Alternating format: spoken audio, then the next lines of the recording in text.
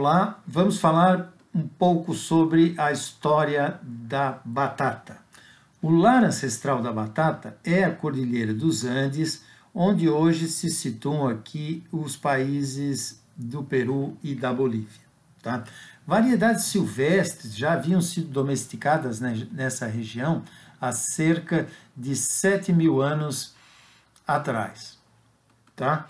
E antes, obviamente, de serem descobertas pelos espanhóis no século XVI, e foi ao redor de 1550 e 1570 que os espanhóis então levam esse nosso produto sul-americano, esse produto inca, nativo aqui da América do Sul, à Europa.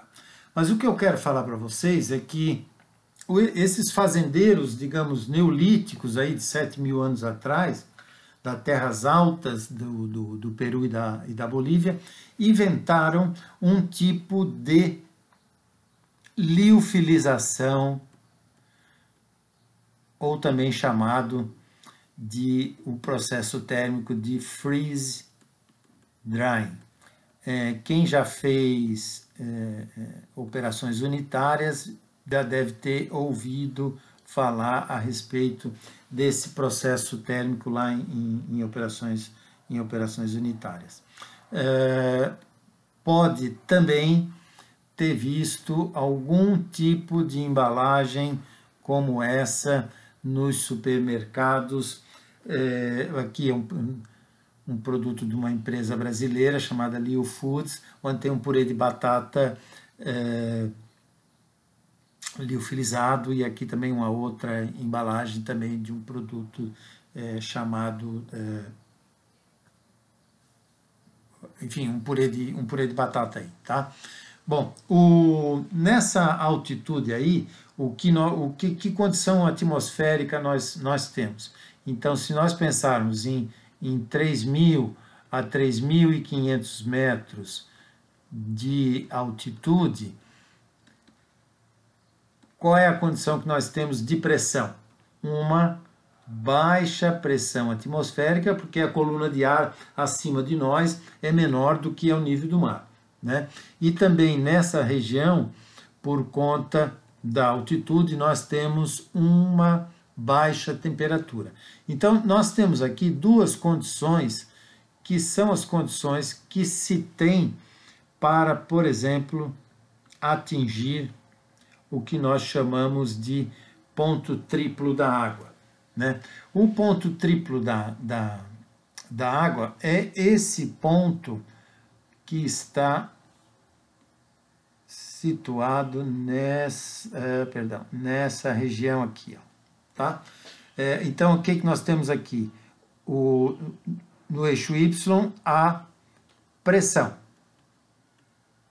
No eixo X, a temperatura. Então, nessa condição de temperatura e pressão, a água passa diretamente do estado sólido para o vapor, né? No que nós chamamos de sublimação. Deixa eu só mudar a cor aqui. Qualquer outra situação, por exemplo, ao longo de toda essa linha aqui, na condição de pressão e temperatura, a água do estado sólido vai passar para o estado líquido. Porém, nessa outra condição, que é chamado ponto triplo, ou ao longo de toda essa linha aqui, seja qual for as coordenadas de pressão e temperatura, a água passa de sólido para o vapor. E é justamente essa característica que define o nosso processo de liofilização, tá? Então, os incas, eles faziam uso de uma artimanha tecnológica, tá? Eles, primeiro, esmagavam a batata para retirar toda a umidade, e depois colocavam essa batata a secar na altitude e numa região fria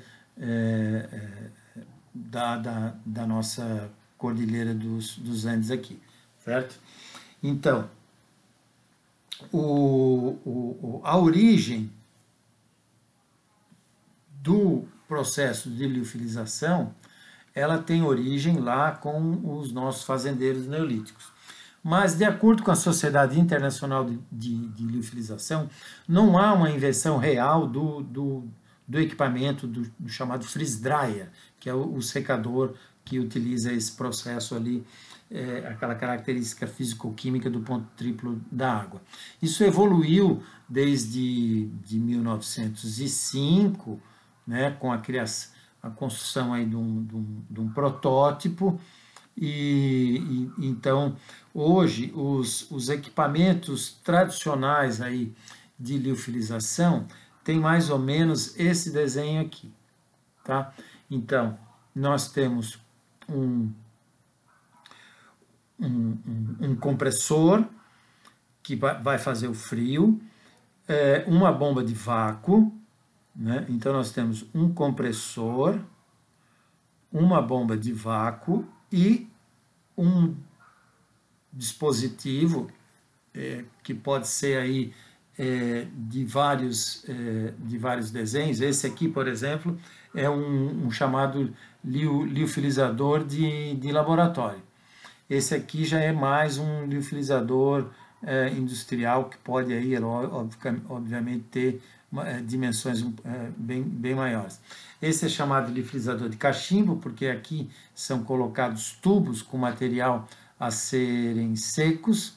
Essa é a câmara que vai fazer o frio, e a bomba de vácuo está aqui dentro e vai, obviamente, criar dentro do recipiente, quando você abre a válvula aqui, uma condição de baixa temperatura e de frio. Então, esse é o processo do liofilizador, tá? Que foi, obviamente, inventado pelos nossos irmãos, co-irmãos da América do Sul. O freeze dry foi desenvolvido comercialmente durante aí períodos de guerra, entre eles a Segunda Guerra Mundial, na preservação de plasma sanguíneo e mesmo para a produção de penicilina. Mas também no século XX, com tanto a Primeira quanto a Segunda Guerra, com a necessidade de enviar alimentos aos soldados nos frontes, e então vejam, é interessante porque desde a época de Napoleão já era digamos assim, um visionário que queria muito que a França avançasse no processo de industrialização. Mas foi durante a Segunda Guerra Mundial que essa necessidade de diminuir o peso a ser carregado pelos soldados e também da necessidade de preservação prolongada, né, desse alimento, que um industrial do estado de Idaho, nos Estados Unidos, chamado John Richard Simplot, ele teve a ideia de copiar o processo conduzido pelos incas num equipamento para a produção de flocos de batata, para a produção de um purê de batata instantâneo, à semelhança daqueles que eu mostrei para vocês aqui no início, né? Um purê de batata aqui. Então vejam que foi somente no século XX que nós tivemos um produto à semelhança, nas nossas dispensas, às semelhanças do que o povo inca tinha, né? Algo que talvez só o maior sonhador inca tenha feito. Bom, mas já que estamos falando um pouquinho de liofilização, quais são as grandes vantagens aí da liofilização em relação ao processo de desidratação convencional? Primeiramente, que a liofilização ela é eficaz na maior parte dos alimentos, enquanto que a desidratação convencional ela só é mais indicada aí para verduras e grãos, por exemplo, não é adequada para carnes, enquanto que a liofilização é. Então, todas essas sopas instantâneas, que vocês veem aqueles pedacinhos de carne mais crocantes, né, são utilizados a liofilização. O intervalo de temperatura, né, porque a liofilização é um processo de secagem a baixa temperatura, enquanto que uma desidratação convencional, você tem que usar uma temperatura um pouco mais elevada. Essa temperatura mais elevada causa aí alguns danos químicos a algumas moléculas, por exemplo, desnaturação de proteínas, desnaturação de enzimas, degradação de pigmentos, degradação de vitaminas, né? A pressão atmosférica, um se dá em pressão atmosférica, o outro em baixa pressão. A desidratação trabalha com o processo de evaporação, isso é, a passagem do sólido para líquido, enquanto que a liofilização trabalha com a sublimação, passagem de sólido diretamente a vapor. Na desidratação convencional, a migração de produtos, porque durante a saída do vapor de água, esse vapor pode carrear alguns voláteis, principalmente. Na liofilização, isso é minimizado.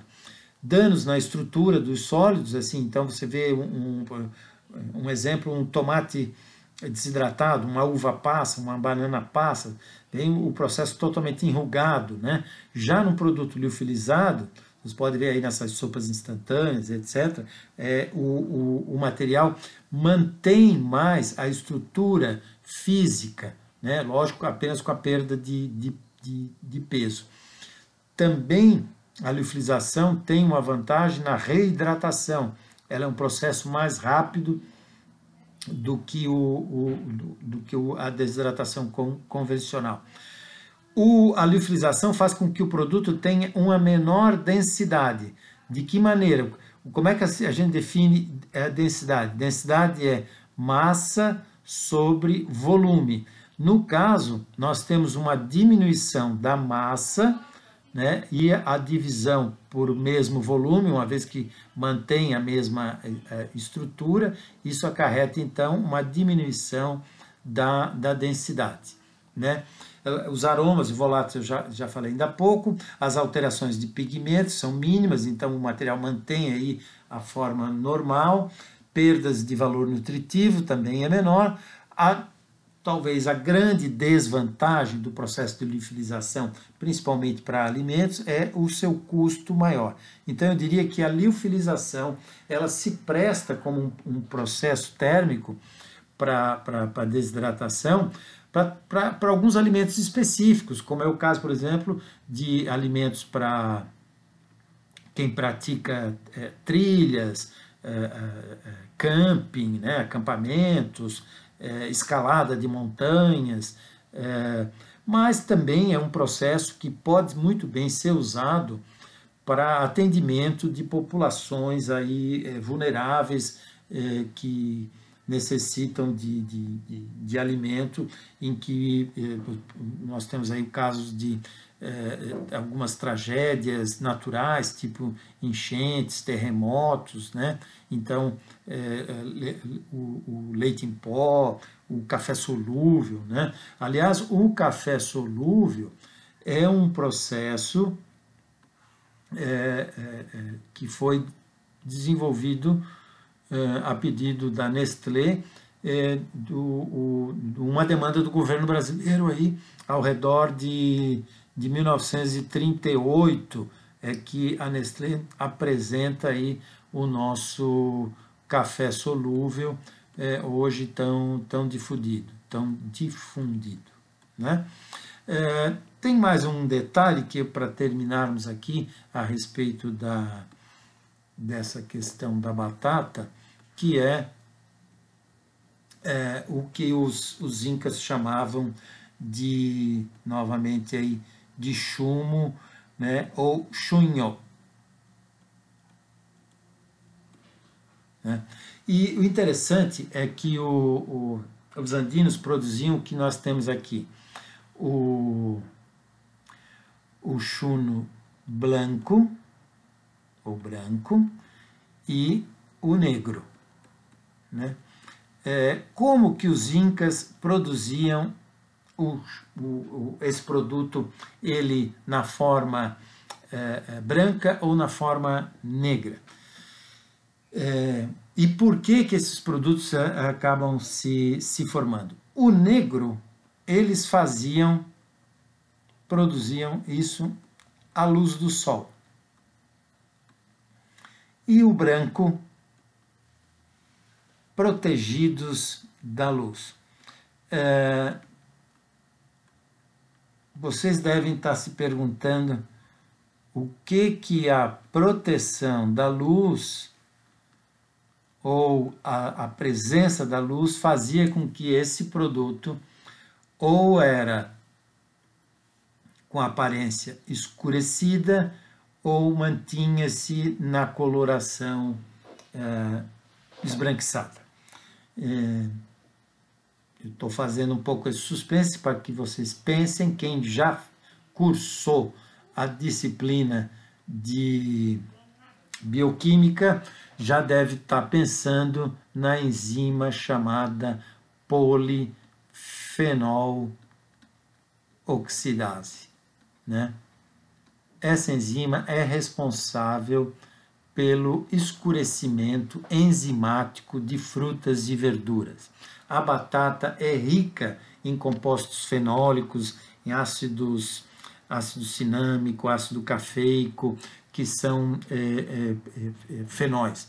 Esse fenol, então, ele ao se oxidar, gera um pigmento que nós chamamos de melanoidinas e que são responsáveis pelo escurecimento da batata, pelo escurecimento da maçã, da pera, da berinjela, uma série do pêssego, uma série de frutas e hortaliças aí.